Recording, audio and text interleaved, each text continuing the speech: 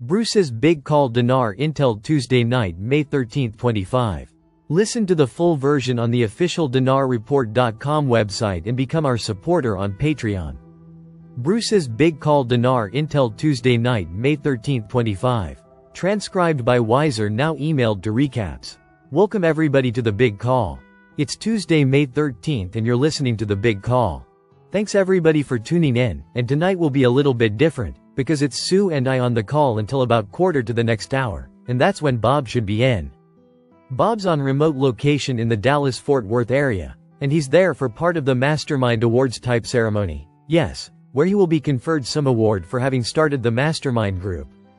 In the Tampa Street, Pete, Sarasota, area of Florida, but this particular meeting is in Dallas-Fort Worth area, so we missed Bob for the early part of the call, but we should catch him somewhere around quarter of give or take. Okay, so that I wanted to get that out to everyone. So let me tell you guys, as far as Intel is concerned, let's see if we can bring ourselves up to speed. First of all, a lot of the sources that we have shut down. They're not allowed to talk, they're not allowed to give us updates, but we do the best we can with the ones that we can still get to or can get to us. That's a good sign, though. When things get quiet and they say we're too close to share this, that we're too close, it's a good sign. Now we've heard from a few different people. I'll just cut to what we're getting directly from the Redemption Center leader in one of the Redemption Centers. We talked to about six Redemption Center leaders. And by the way, certain individuals online are telling you to go to banks. There's no redemption centers, they just don't know what we know. Do they? I mean, come on. The banks are okay, but they're not going to give you the same highest rates on Dong and Dinar that the redemption centers will. Some of the other rates might be the same. I can tell you we know because we get the rates on the bank screens and on the redemption center screens. We get both of them, and there's a big contrast sometimes between the Dong rate on the screen and the Dong rate on the redemption center screen. There's a difference, big difference. I wouldn't not try for a minute. I would only use the toll-free number and set up your appointment with the Redemption Center the run in this country and US. Wells Fargo, and in other countries, it's HSBC. In Central South America, it would be on Santander Bank of South, and there are other banks that are big in the area. I don't know who the Philippines would have. I've got to call my guy who's doing ministry over there to see where in the Philippines. I would just say, think in terms of the largest bank of the Philippines. The largest one or two banks probably is going to be the way to go. Is there a redemption center there? I don't know if there's an HSBC, that's where you want to go. If it's an HSBC in Manila or another city in the Philippines, that's where you want to be for that exchange. Alright, so here's what we're getting. They were expecting at the redemption centers today. They were in for a 6-hour training. Even if they were trained, there are new currencies that have found their way into this first and only basket. Say what? That's right, first and only asking this, have you guys been listening? And catching a few things on Newsmax or One America News, they've talked about this being a reset. President Trump's used that term reset. Is that code for global currency reset? Maybe. But it's also a reset of a lot of different things, and that's what we're coming up to right now. We're in it, so I'll get back to the Redemption Center in a second. The thing that's significant today, and this is really part of Nasara, is that the system of law that we've been under, the British Admiralty rule, the bar, that type of law is gone today. And tomorrow we start common law. Now common law is part of Nasara. Now they may leak out without doing full explanations of it. They very well could do that. What's another great big currency? We should have that in the next couple of days. The USN is the digital version. USTS, United States Treasury note, is the physical folding money that we will have. So get us in on the screen for Forex, and then the USTN, the physical currency, instead of the Federal Reserve notes that we have now. Information that we get, we've got some connections that are very much part of the US Treasury. So a lot of times, we'll get some information that will come directly from Scott the Cent's office through one of our cohorts that works with them, and it looks like what redemption centers are expecting. They did not. They were told they might have an email today 5 o'clock. This would be Treasury today, at 5 o'clock before they left to go home, or if not, it would be in the morning. My thinking is, most of them will come in at 9 or 9:30 tomorrow and come in and fire up the computers and see that email morning. That email is supposed to tell them, and as a result, when first exchanges are expected to be made and where ZIM is to be redeemed when it is to be redeemed. So we didn't get it today by 5 no email. But tomorrow morning, when they go in, it should be there waiting for them in their inbox, and they'll see what it says about the timing. Now this is what we're getting from courses we can talk to. Most of them are on the same page, talking about us getting notified Wednesday afternoon-ish, and setting appointments tomorrow. That would be Wednesday afternoon, setting the appointments for Thursday. I know what you're thinking. Charlie Ward Thursday, today. Well, it may be the case. It may be the case that it is a Thursday that we go in for our appointments to exchange, to redeem, ZIM. And I hope so. I really think that it would be great. And I hope so, because we used to push guys. We have a day here and a day there. It's been a long time. I know, but they have everything finalized. Let me think, what was the last thing that had to occur before this happened? There were a couple of things, and I understand now, even right now, from one of our sources that there's one more thing that needs to happen before we get notified. It should happen either tonight, overnight, or in the morning. I told me what it is, though I'm not sure what it is. Alright, let's cut to where President Trump is. Remember, he flew out after doing a conference. He flew out yesterday and joining to Arabia, Riyadh, Saudi Arabia. But before he left remember I said something about an earth-shattering announcement. Announcement was the executive order to reduce the cost of medications and prescriptions so that we would no longer be paying way high rates, while a lot of the other countries are far lower than we are. That's an executive order. They are going to take some time working on that, but we should see some results from that, and that's going to save us a lot of money in Medicare and Medicaid. And understand this, the press has been lying about it, unless you're tuned into Newsmax or One American News. Those are the two I watch. Here's how it's going to work. When you are paying for prescriptions, and you have a prescription plan, it's important to know they have no intention, Congress has no intention, of limiting benefits to people that's on Medicaid, basically government health care. That's what that is. They'll still get those benefits. There'll be no reduction in benefits. Medicare, same thing. There'll be no reduction in benefits. Our Medicare is coming out of our Social Security now, if you're of that age and you're getting social. But my understanding is that that will no longer come out of our Social Security checks every month, or our direct deposits, really, because that's what it is, direct deposit. So I don't know when that's going to start, but that's something else that will bump our Social Security payments up a little bit. But the big thing is the President Trump is well received in Saudi Arabia by Prince Mohammed bin Salman, Mohammed. MBS is what they call him, Mohammed bin. I think by Mohammed bin, and he's the prince, and, gosh, he and Trump get along famously, beautifully, they have a real friendship. There's a bond there. And that was a great first place to go in Riyadh. And Riyadh in English means Ray, R-E-Y, right. So they're in Riyadh. If you guys haven't heard the speech that President Trump made today, I think it's his best speech, for unity, for progress, for economic security, everything that he talked about, it was great. I'm glad I got to hear it. And he was going to do another speech at 8 o'clock.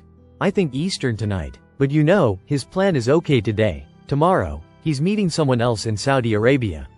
Remember who it is right now, and then he's going to go from there to Qatar. Yes, Qatar is trying to give us not the president but the United States A747 jet that could be retrofitted and made to be Air Force One. Individual president is not allowed to take that kind of a gift personally. But can their military give it to our military? I don't see why not. Look how many planes we've given to other country military. Look how many fighter jets we've given a bunch of that to our allies. So, you know, it's different. Yeah, it's different. Taking a jet retrofit, got repainted, you got fixed up inside, like Air Force One wants to be. And then, boom, you know, you've got a beautiful 747, so maybe that's what's going to happen. Some people don't like it. A lot of people do, but we'll see what happens. Not a gift to the president, but a gift to our military. That's how it's been stated. So we'll see how that all comes out. But what's interesting is the president is going to meet with Qatar tomorrow or the next day. It's a 4-day deal, starting today, Tuesday, Wednesday, Thursday, Friday. So I think tomorrow he'll be in. Let's see, in Qatar, and it is Qatar, not Qatar. We've been over that, you guys. There are people on even Newsmax. And definitely people on One American News that aren't pronouncing it right. We don't have to say Qatar. If you just say Qatar, you guitar, okay, that way. So you got that. Then the next day, it could be Thursday, you have him meeting with the United Emirates, UAE and all of these. What he was here today was with an economic conference. He was speaking to an international economic conference in Riyadh. And they were investor conference. Investors from all over the Middle East were there to attend, to listen to President Trump. And what he's trying to do to lift up the Middle East and put pressure on Iran to make sure they do the right thing. Now, the last day Doha, that's in Qatar, is it Doha? Yeah, and the UAE, United Arab Emirates on Thursday, and that's possible. Something either Thursday or Friday, working with coordinating peace in Turkey, between Zelensky and Putin, and getting that ceasefire made, and making it something that will last. And they've kind of want President Trump to be there and moderate that meeting, and obviously he should be there. I think it would be great if he makes it. We could get a really good peace agreement out of that. I mean, President Trump wants peace. He doesn't want to make war. It's killing him that we are losing 5,000 young men and women a week in the war between Russia and Ukraine. I mean, it's just taking all these people out. It's terrible. He wants to stop. I want it to stop too. I think we all do. We are getting ready to enter an era of peace, getting ready to enter under Gesera a 1,000 years of peace. Now it's not the millennial reign, but we will see how that goes. You know, can we actually do an agreement that all these countries have signed up for that can actually maintain peace between us? We've got ceasefire between Pakistan and India, over that area, you know, where the water is that they've been fighting about back and forth for probably 50 years. Russian-Ukraine, peace in the Middle East with Gaza and, you know, and then we've got Iran agreeing. Oh, by the way, let's go over to some currency. Let me tell you some of the new currencies that have added to the first and only basket. Ain't gonna be no second basket. Okay, we know about South Korea. North Korea probably has their version of yuan. Those countries, North Korea, South Korea, are both going to be in this recent now look for North and South Korea to merge again, just like Vietnam did. Look for that to happen. That's been working for a while now, and they say now that you can go freely between those two countries, North and South Korea. I can't prove that. I've been told that. So whenever that's to occur, that could be also part of Gesera, North and South Korea together. China, we kind of knew that. Also Thailand. Myanmar, which I think was called Burma, I remember, right? And it may go back to Burma. I don't know. It may go back to Thailand. There's probably one more. I may be forgetting. I was questioned about Taiwan. I don't know. I don't know if it's on the Chinese yuan. That's China's currency. Gold-backed. And so there's a couple of new and 2 or 3 new ones that have made their way to the screens. And all currencies around the world should be tradable on Forex. Now we haven't seen the latest Forex screens that came up Sunday night. Today's Tuesday. But I have to believe that the Iraqi dinar is up there. And you know, we have a really good rate on the dinar. If you go to the redemption and if you have projects, even if you have Zim, you can still ask for the contract rate on dinar if they don't offer it to you.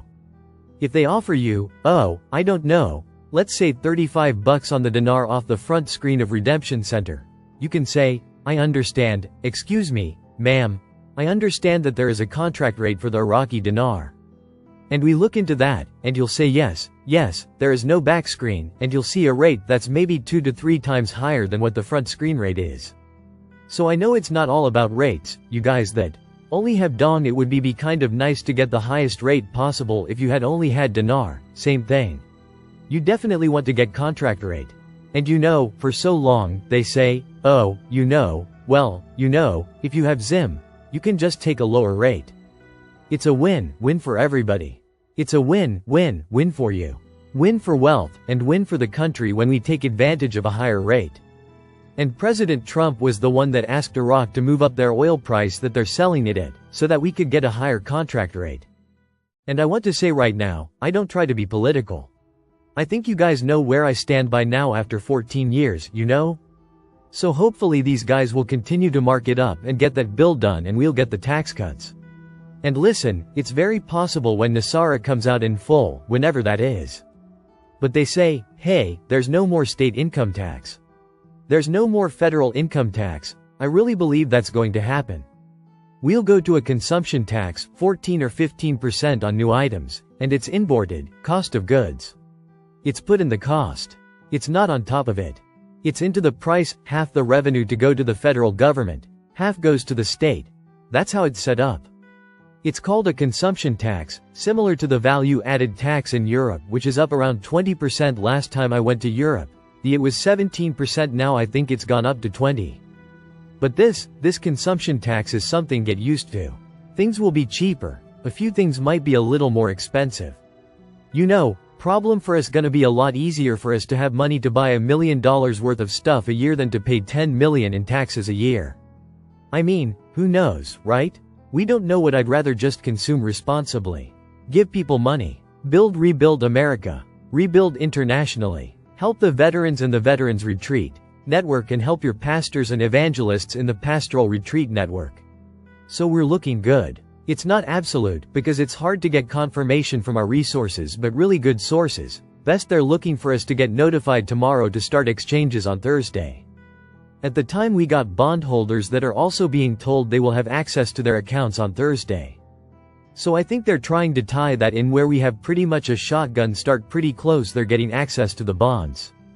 As we're getting access to our appointments, and then our funds will come the same, so we're real close to being a shotgun start. Alright, let's see if there's anything else relative value. Guys, it's not all about dates and rates. It's not, but I know as much as you I'm interested in the rate I'm interested in when we're going. Obviously, right now we're so close to this going, we just have to let it happen. Let it come to us. That's kind of what I'm looking at right now. So let's just look forward to that. So I'm gonna keep an eye on President Trump's visits Middle East. And see if we get any specific Nasara announcements in a few days. He did get the one announcement. He talked executive order to reduce prices, drug and medications and all of that should be taking place here soon. Where they figure out how they're going to do it, and they've got kind of semi-figured out already. And then after the exchanges is looking forward to the medbeds. I'm really looking forward to very much, and all of you can put 6 people after yourself. 6 people that you can then for it. For the med, when you go in for your bed appointments, before you go through your interview process, you can do up to 6 people. Make sure they know about it, so if they get a phone call they don't freak out. You know, make sure they're aware of it, and someone will see you. Probably some won't, but some would see you afterwards. See the changes that were made, and realize, hey, this is a real McCoy. It's really so. Let's go ahead and pray the call OU. Listen to the full version on the official DinarReport.com website and become our supporter on Patreon. Source: Dinar Recaps.